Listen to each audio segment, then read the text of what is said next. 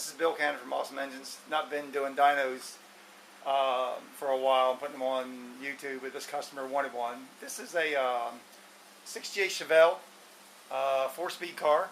It's got an original 427 in it, which we took it apart.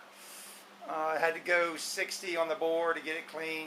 We just put a fresh 10 on the rods and mains on the crank. It is a steel crank. It was 11-to-1 motor.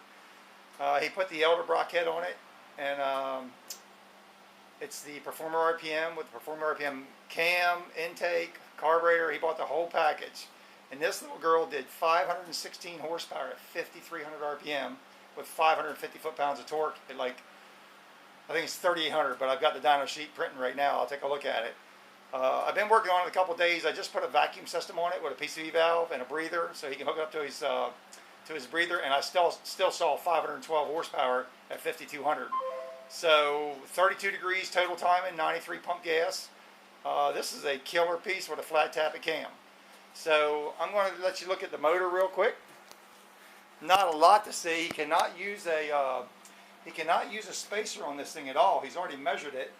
As you can see, it's a Performer Elderbrock RPM air gap right in through the front. It's got just a professional series 8-inch balance.